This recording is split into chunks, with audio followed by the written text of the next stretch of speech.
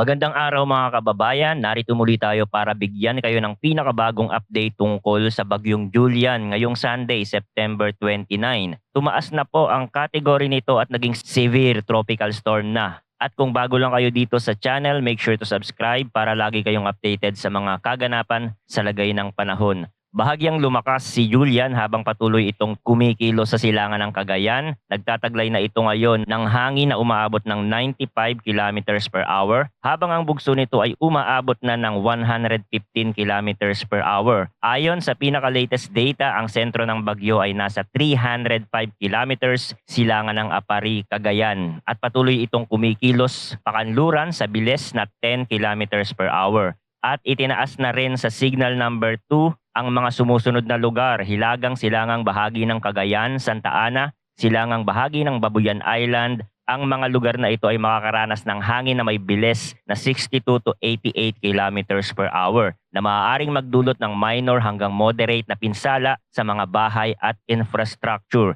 Signal number 1 naman ng Batanes, natitirang bahagi ng Cagayan kasama na ang Babuyan Island, Isabela, Apayao, Kalinga, silangang bahagi ng Mountain Province at Ifugao, Ilocos Norte at Ilocos Sur, hilagang bahagi ng Aurora. Asahan ang mga malalakas na hangin sa mga lugar na ito na may bilis na 39 to 61 kilometers per hour. Bagamat minor lang ang banta ng pinsala, mahalaga pa rin ang paghahanda mga kabayan kung kayo ay nakatira sa mga lugar na ito. Sa mga darating na oras, ang mga lugar tulad ng Aurora, Calabarzon, Romblon at Bicol Region ay posibleng makaranas din ng malakas na bugso ng hangin. Bukas naman ang mga lugar ng Pangasinan, Zambales, Bataan, Quezon at Romblon ay apektado na rin. Sa ngayon, inaasahang kikilos si Julian pakanluran at pagkatapos nito, lilihis na siya ng direksyon pahilagang kanluran patungo na sa Batanes at Babuyan Island simula ngayong linggo hanggang Lunes. Yan ang sabi dito sa forecast. Malaki ang posibilidad na ito ay dadaan malapit or magla-landfall sa mga lugar na ito sa Lunes ng umaga hanggang Martes ng madaling araw.